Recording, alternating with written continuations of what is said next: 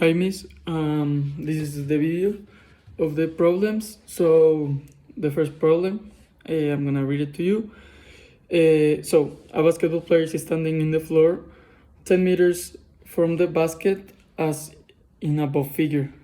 The height of the basket is 3.05 meters, and he shoots the ball at a 40-degree angle with the horizontal from a height of 2 meters. So in the question it asks what is the acceleration of the at what speed must the player throw the basketball so that the ball goes through the hoop without striking the backboard. So to solve this problem, we have to first analyze what we have. So we take the equation of the initial velocity in x, that is velocity in x, the initial velocity in x is equal to the initial velocity times the cos of the 40-degree angle, and we have that it's equal to 0.766, that is the initial velocity, and the time required for the ball to move 10 meters horizontally to arrive the hoop.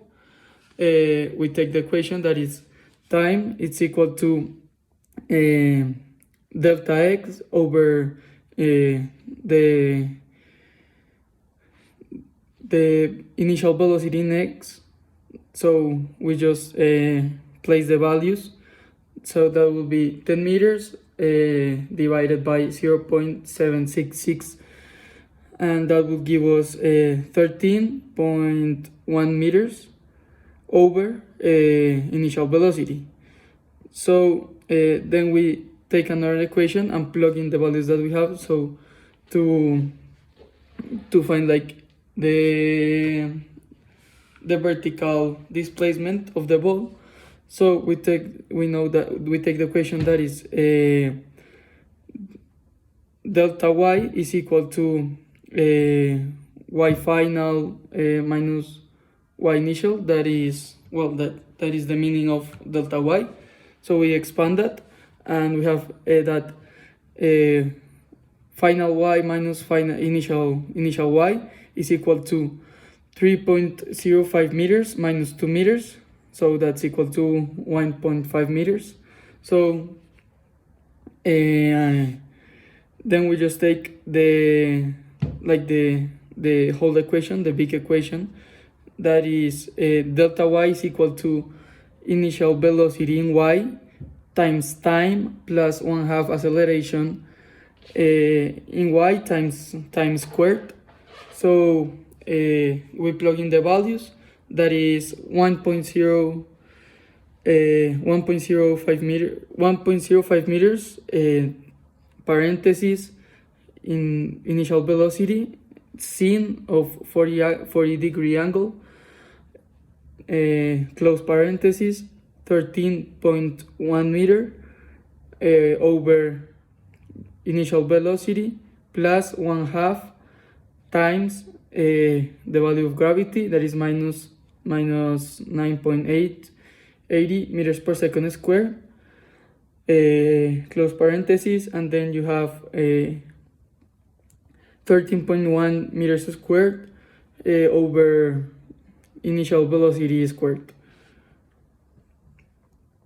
And then you just plug all that in your calculator, which gives you that is 10.7 meters per second. So that is the initial velocity that the player should throw the ball, so the ball goes in the hoop. Now the second problem I chose is one of the car, so I'm gonna read it. A car is parked on a cliff overlooking the ocean on an incline that makes an angle of 24 degrees below the horizontal. The negligent driver leaves the car in neutral, and the emergency brakes are defective. The car rolls from the rest down the incline with a constant acceleration of 12 meters squared 4 meters per second square for a distance of 50 meters to the edge of the cliff, which is 30 meters above the ocean. Find A, the car's position relative to the base of the cliff when the car lands in the ocean, and B, the length of the time the car is in the air. So, for this, we want to know the car's relative position to the base of the cliff in x, and the length of the car in the length of the car in the air, which is the time the car is falling. So for this we have initial velocity is 0 because the car starts at rest, and we want to find the final velocity, and we don't know the final velocity. We have the distance, that is 50 meters, the height, that is 30 meters, and the acceleration, that is 4 meters per second squared. We can find the time by using the equation time is equal to square root of 2 times distance over acceleration, which gives 5 seconds. Then we can find velocity, that is equal to acceleration times time, that is 20 meters per second, because we take the 5 we have in time and multiply it by 4 times 5 is 20, so that's it. The velocity in x is equal to velocity times the cosine of 24 degrees, which we plug it in the calculator, and is 18.27 meters per second. So that's the velocity in x. The velocity in y is almost the same equation that for x, but instead of the cosine is the sine of 24 degrees. So we plug that in the calculator, and it's 8.13 meters per second. And then we can plug the height. It's equal to the velocity in y times time plus gravity times time squared over 2. So when you plug in the values and plug everything into your calculator, it gives you that the time falling is 1.78 seconds, and with that you can find how long the car is from the cliff. So you plug that in, that is the velocity in x times the time it was falling, and you plug that in your calculator, and it's 32.52 meters. Now I'm going to do the third problem and last problem, that is from the window of a building, a ball is tossed from a height from the height y0 above the ground with an initial velocity of 8 meters per second and an angle of 20 degrees below the horizontal. It strikes the ground 3 seconds later. A. If the base of the building is taken to be the origin of the coordinates with upward the positive y direction, what are the initial coordinates of the ball? With the positive x direction chosen to be out the window, find the x and y components of the initial velocity. Find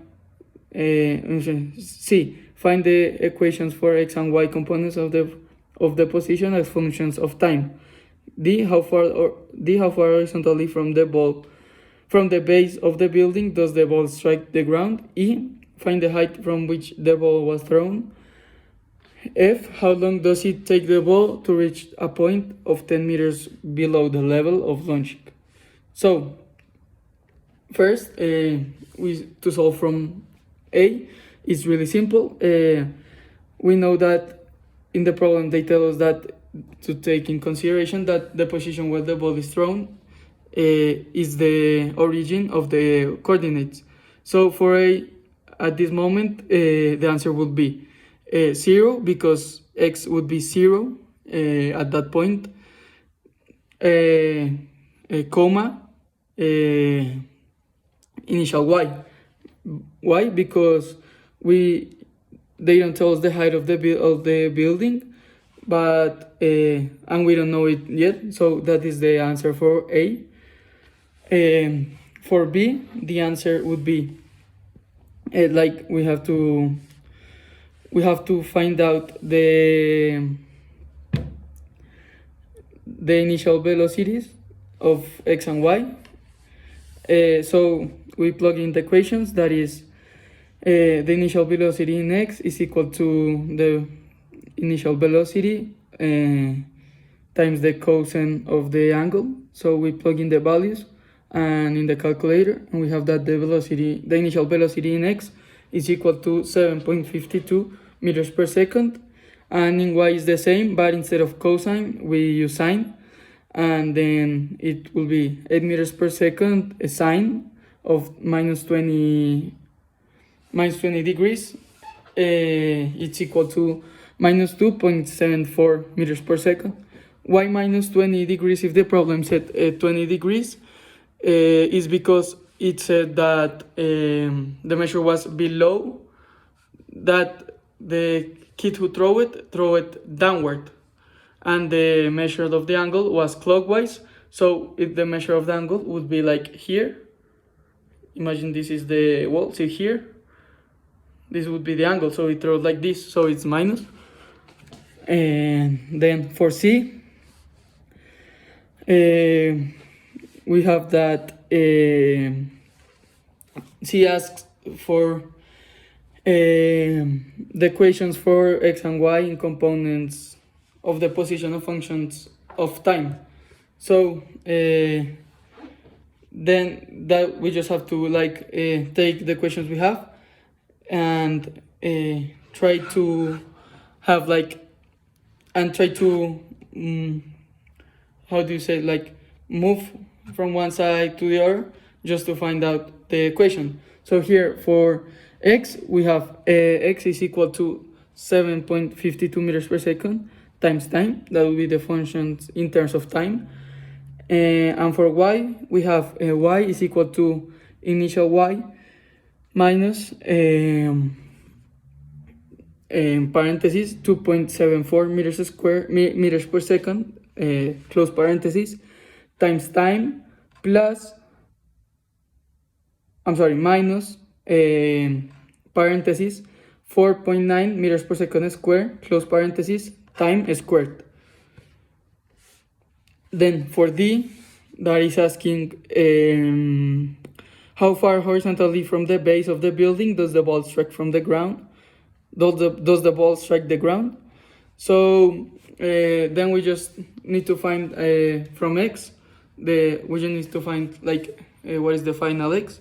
So we take that final x is equal to the velocity in x times the time. So that leaves us with x is equal to 22.6 meters. Now the next question is E. Find the height from which the ball was thrown. So that we take the equation we did in E. No, sorry, A, B, C, D, A, B, C. In C, we take the equation we did in C, and for y, and then we plug it back in, and then we know that that final y is 0 because it reached the ground. So we plug that in, and then we have 0 is equal to initial y minus 2.74.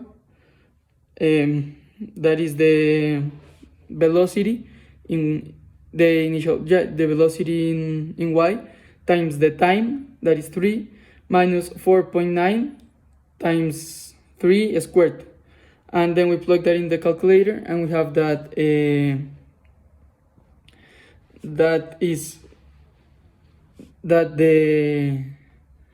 the height is 52.32 meters.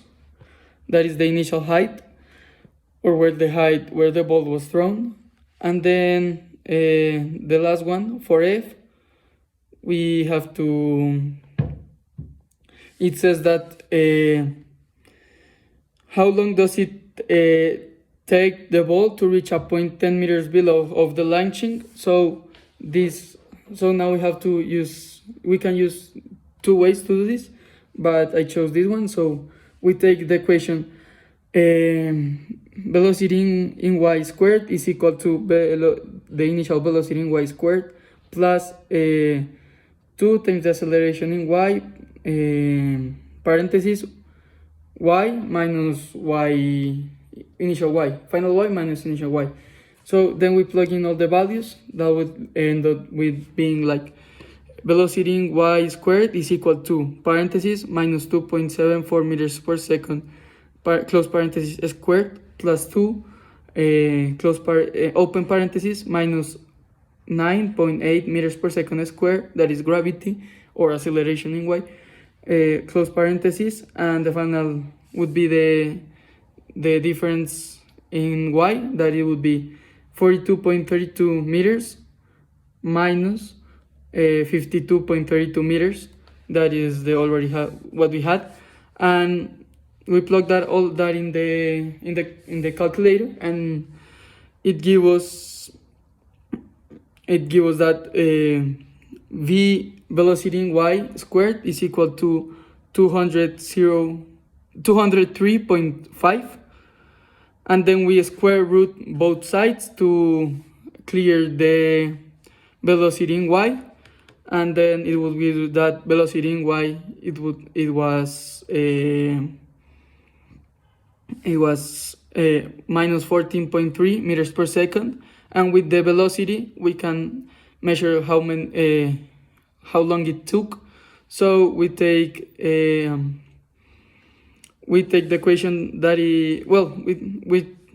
we take the equation that we already used and plug it in the calculator, and it gives us that the time for it to take a 10-meter stop, it's 1.18 seconds.